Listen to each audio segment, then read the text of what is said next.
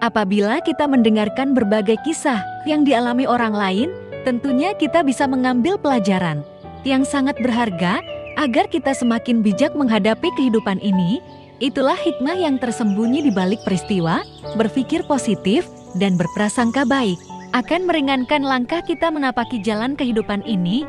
Bagikan video ini agar banyak yang bisa mengikuti kisahnya. Dan jangan lupa tekan tombol subscribe, like, dan share agar kamu bisa menyimak kisah-kisah berikutnya. Ayo simak kisahnya hingga akhir. Dan berikan jeda waktu untuk kita merenung. Hikmah pun akan hadir mengisi relung hati. Inilah kisahnya. Di tengah perjalanan, ia bertabrakan dengan seorang lelaki bertubuh lebih tinggi darinya. "Aduh," sahut Najwa. "Tuma." "Maaf," sahutnya, "aku tidak sengaja." "Dah, sudahlah, tidak apa-apa. Lagi pula aku yang salah, tidak melihat jalan ketika berlari. Maaf ya." "Kamu tetangga baru?" "Ya."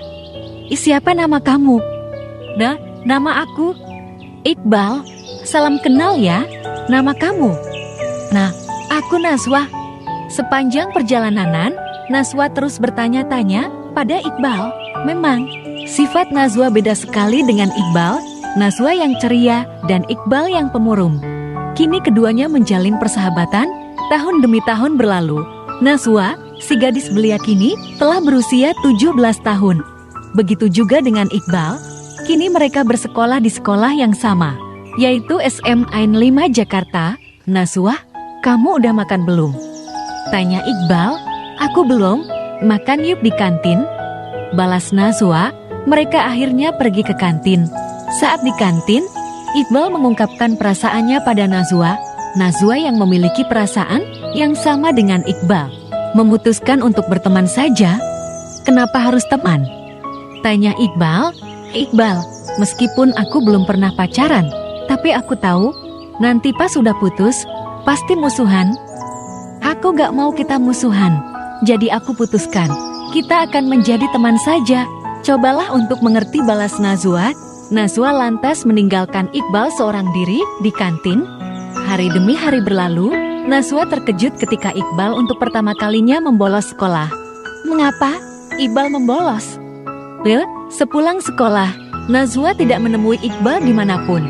Bahkan, di rumahnya pun, Iqbal tidak ada.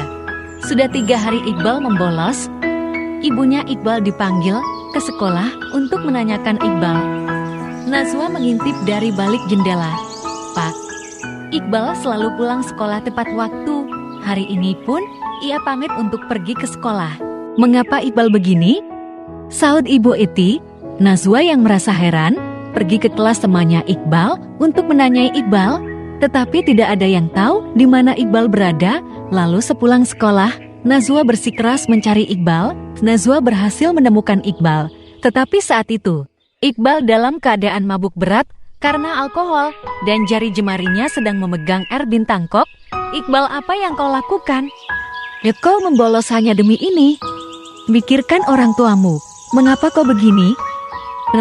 "Aku begini karena kamu, dari awal bertemu denganmu, aku menyukaimu, dan kau menolakku secara mentah-mentah. Kau punya hati tidak sih?" Najwa terkejut. Sontak Najwa berlari meninggalkan Iqbal. Ia merasa bersalah sekali kepada Iqbal. Lama-kelamaan, tersiar kabar bahwa Iqbal meninggal. Najwa sangat terkejut. Itu membuatnya tambah merasa bersalah.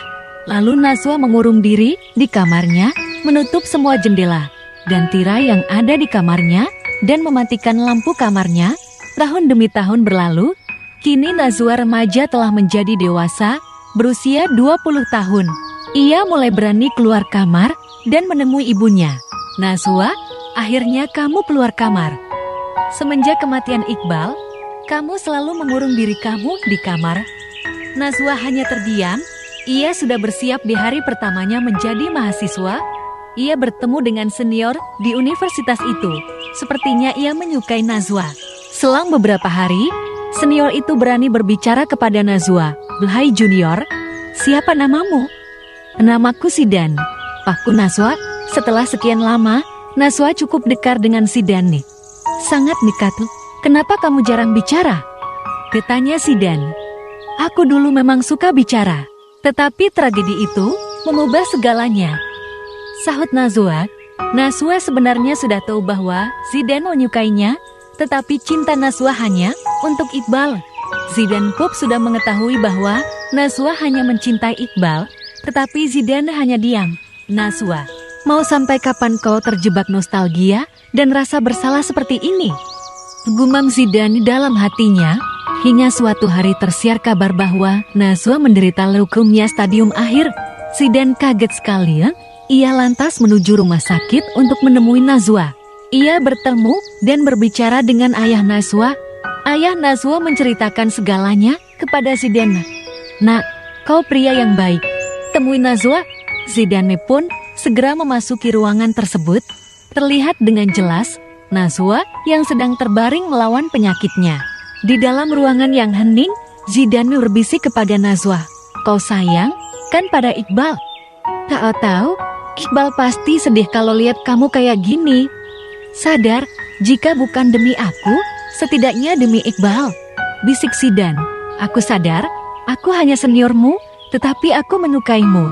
Aku juga tahu, kamu hanya mencintai Iqbal. Tetapi aku mohon, untuk kali ini saja, sadarlah, demi aku dan Iqbal. Jari Najwa sedikit demi sedikit bergerak, matanya juga perlahan-lahan mulai membuka. Zidane sontak terkejut sekaligus bahagia.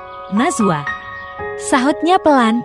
Oh Tuhan, terima kasih, dan makasih. Ujar Najwa sangat pelan. Hari demi hari berlalu, kondisi Najwa berangsur-angsur membaik. Hubungannya dan Zidane mulai meningkat. Meskipun kamu bahagia denganku, tetapi kamu tidak mencintaiku. Tetap seperti ini terus, Najwa. Gumamnya dalam hati. Hari demi hari, minggu demi minggu telah berlalu. Hari ini, pada jam 4.29, Najwa menghembuskan nafas terakhirnya. Untuk pertama kalinya Zidane menangis karena kehilangan seseorang yang ia cintai. Kamu di sananya yang tenang, ya. Cari Iqbal sampai ketemu. Semoga kamu bahagia. Gumamnya dalam hati. Zidane merasakan kepedihan yang mendalam karena kehilangan Najwa. Zidane hanya berdoa yang terbaik untuk Najwa. Kini Zidane hanya sendiri, meratapi sunyinya malam. Selamat tinggal, Najwa. Karangan Zahrania.